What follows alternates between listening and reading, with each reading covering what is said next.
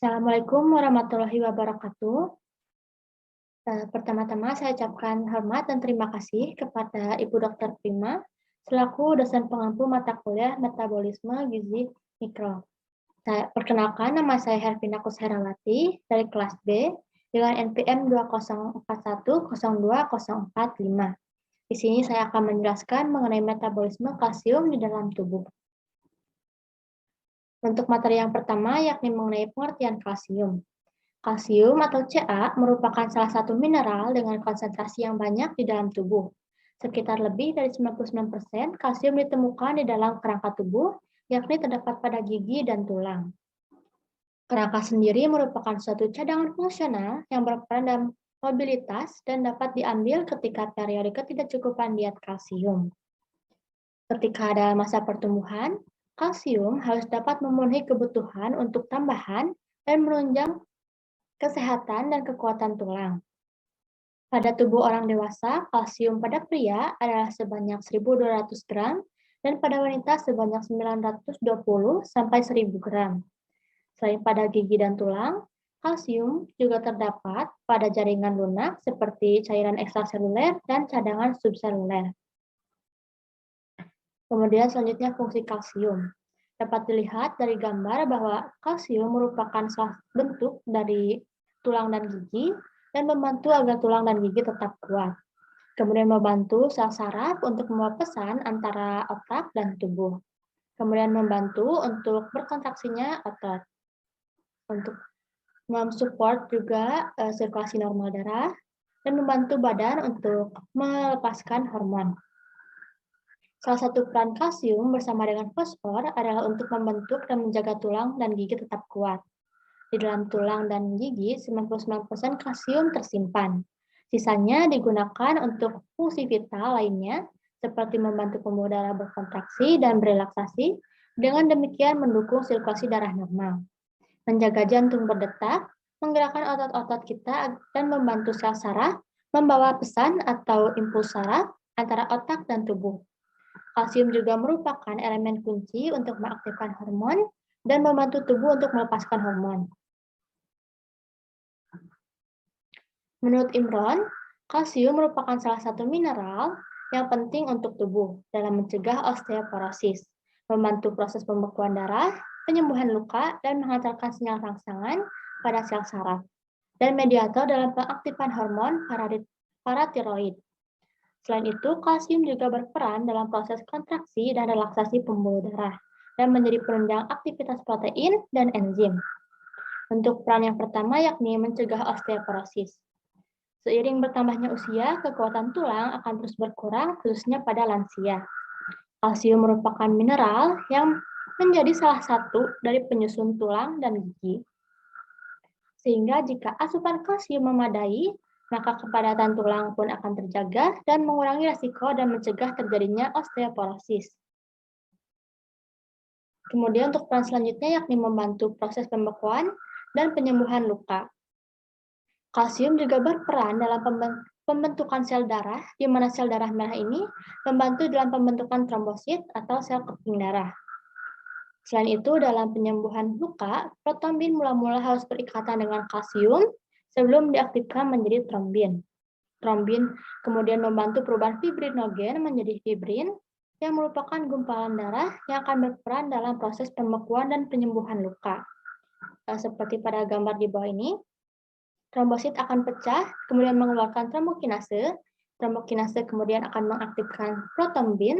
Protombin ini dengan bantuan kalsium dan vitamin K akan diubah menjadi trombin, dan trombin akan berubah menjadi fibrinogen dan menjadi benang-benang fibrin yang akan menutupi luka.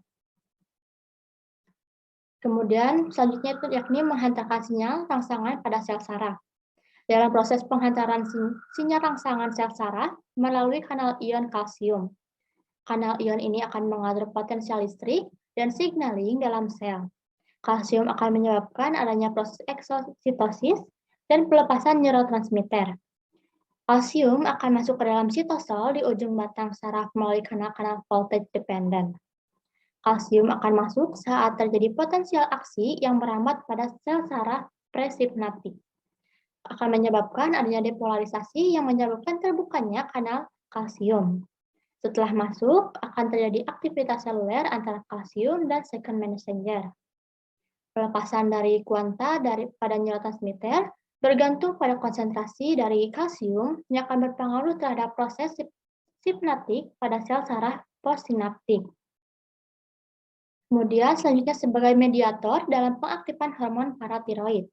Dalam beberapa jaringan dalam tubuh seperti kelenjar parotis, hepar, kelenjar air liur, trombosit, dan neutrofil memanfaatkan kalsium sebagai signal intrasel dalam bereaksi terhadap rangsangan hormonal tanpa melalui voltage dependent dalam membran sel mereka. Kalsium juga berperan dalam proses kontraksi dan relaksasi otot polos, pembuluh darah, dan kontraksi otot jantung.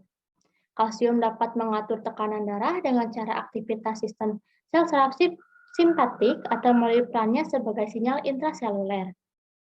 Kalsium menyebabkan kontraksi pada otot polos dengan berikatan dengan kalmodulin dan mengaktifkan enzim myosin light chain kinase.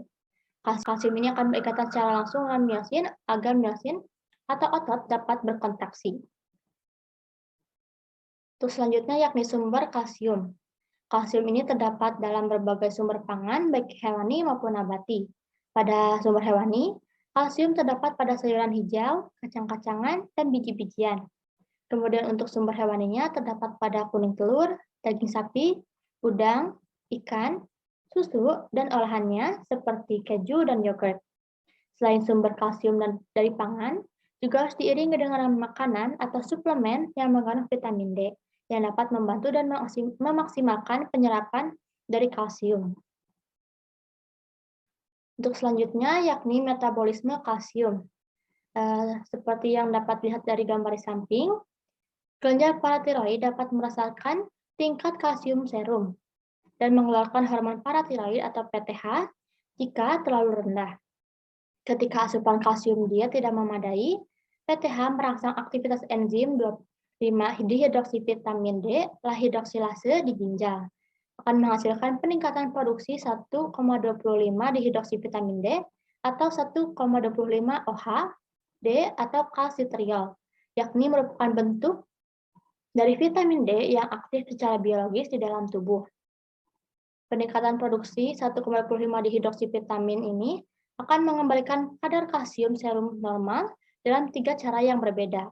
Yang pertama, dengan mengaktifkan sistem transportasi yang bergantung pada vitamin D di usus kecil, yang akan meningkatkan penyerapan kalsium dari makanan. Yang kedua, dengan meningkatkan mobilisasi kalsium dari tulang ke dalam sirkulasi. Dan yang ketiga, dengan meningkatkan reabsorpsi kalsium oleh ginjal. PTH juga diperlukan untuk meningkatkan mobilisasi kalsium dari tulang dan reabsorpsi kalsium oleh ginjal. Namun PTH tidak diperlukan untuk efek 1,25 dihidroksivitamin D dalam penyerapan di usus kecil. Kemudian berikut merupakan homeostatis dari kalsium. Seperti yang dapat dilihat pada gambar, ketika kadar kalsium di dalam serum meningkat, maka kelenjar tiroid akan melepaskan kalsitonin. Kalsitonin ini akan menstimulasi deposisi Ca di tulang dan akan menjadikan penumpukan Ca di tulang. Kemudian untuk kalsitonin juga dapat mengurangi serapan Ca di dalam ginjal. Kemudian ketika keadaan kalsium di dalam serum darah menurun, maka kelenjar paratiroid akan mengeluarkan hormon PTH. Hormon PTH ini akan menstimulasi pelepasan Ca dari tulang, kemudian akan masuk ke pembuluh darah. Kemudian PTH juga akan menstimulasi penyerapan kalsium dari ginjal, kemudian akan dialurkan ke pembuluh darah dan juga ke kecil. Di usus kecil ini, kalsium juga akan diserap dan dimasukkan ke serum darah. Untuk selanjutnya, yakni kekurangan dan kelebihan dari kalsium. Kekurangan, kalsium yang tidak memadai dikaitkan dengan berbagai gangguan pada tubuh. Berikut ini merupakan dampak atau penyakit yang dapat timbul akibat dari defisiensi kalsium. Yang pertama yaitu ada osteoporosis. Osteoporosis ditandai dengan meningkatnya kerapuhan atau fragilitas tulang sehingga sangat rentan mengalami patah tulang. Kalsium berperan dalam menjaga kekuatan tulang. Dalam perkembangannya, tulang untuk mencapai masa tulang yang ideal dibutuhkan kalsium, vitamin D, dan fosfor yang cukup dan memadai.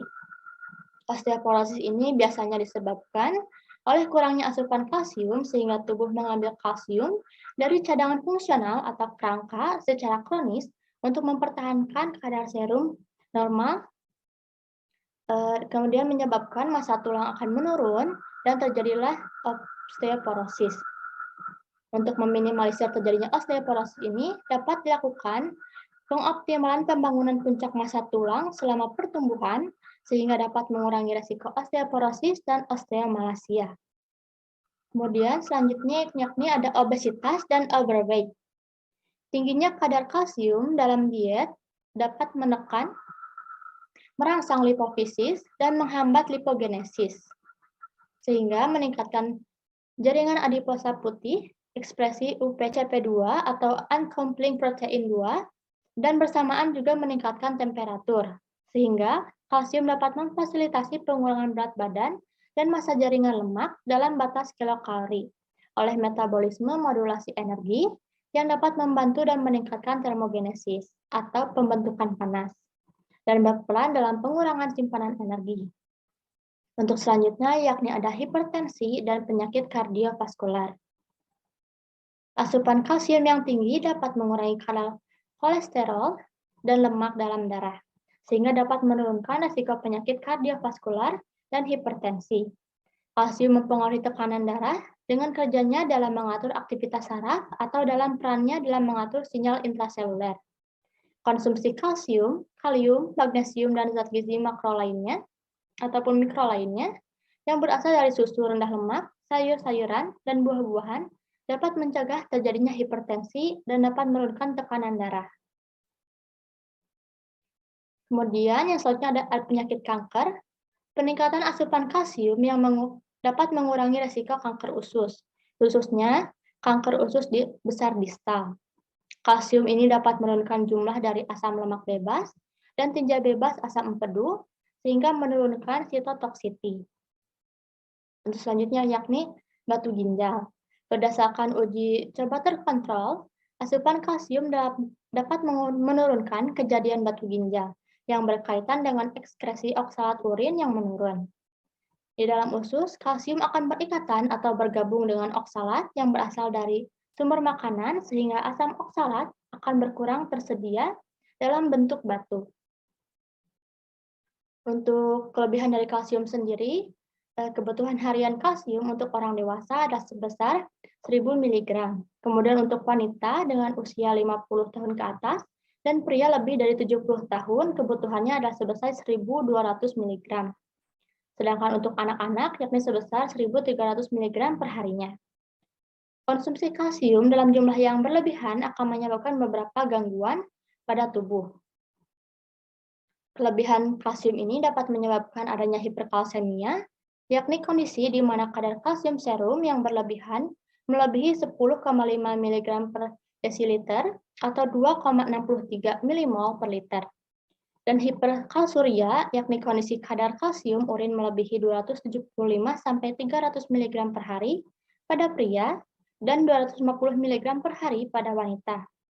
Hal ini biasanya disebabkan karena suplementasi kalsium yang berlebihan dan adanya kondisi tertentu, seperti hiperparatiroidisme, terutama pada wanita hamil dan wanita pasca menopause, yang mencerna suplementasi dalam jumlah yang besar, yakni lebih dari 3 gram per hari. Gejala dari hiperkalsemia ini diantaranya yakni ada sembelit, tonus otot lemah, linglung atau bingung, sakit kepala, mual muntah, nyeri otot, otot berkedut, detak jantung yang abnormal, kematian, dan lain-lain. Kadar kalsium yang berlebihan juga dapat mengganggu fungsi ginjal, sehingga menyebabkan penyerapan nutrisi seperti zat besi, magnesium, dan fosfat tubuh tidak optimal dan terganggu. Kelebihan kalsium juga dikaitkan dengan meningkatnya resiko kanker prostat dan gagal ginjal. Untuk selanjutnya yakni kesimpulan, dapat disimpulkan bahwa kalsium merupakan salah satu mineral dengan konsentrasi yang banyak di dalam tubuh, Sekitar lebih dari 99% kalsium ditemukan dalam kerangka tubuh, yakni terdapat pada gigi dan tulang. Asupan kalsium harus dapat memenuhi kebutuhan untuk tambahan dan penunjang kesehatan dan kekuatan tulang. Pada tubuh orang dewasa, kalsium pada pria adalah sebanyak 1.200 gram dan pada wanita adalah sebanyak 920 sampai 1.000 gram. Kalsium merupakan salah satu mineral yang penting untuk tubuh dalam mencegah osteoporosis, membantu proses pembekuan darah, dan penyembuhan luka, menghantarkan sinyal rangsangan pada sel saraf, dan mediator dalam mengaktifkan hormon paratiroid. Selain itu, kalsium juga berperan dalam proses kontraksi dan relaksasi pembuluh darah dan menjadi penunjang aktivitas protein dan enzim. Kalsium terdapat dalam berbagai sumber pangan hewani maupun nabati. Pada sumber nabati, kalsium terdapat pada sayuran hijau, kacang-kacangan, dan biji-bijian. Kemudian dalam metabolismenya, kalsium melibatkan aktivitas hormon, khususnya hormon PTH dan vitamin D. Kelebihan dan kekurangan kalsium dapat memberikan dampak yang tidak baik bagi kesehatan. Salah satu contoh atau beberapa akibat dari kelebihan kalsium ini dapat menyebabkan gagal ginjal, penyakit jantung, obesitas, hipertensi, kanker prostat, dan lain-lain. Sekian presentasi dari saya. Mohon maaf atas segala kekurangannya. Terima kasih. Wassalamualaikum warahmatullahi wabarakatuh.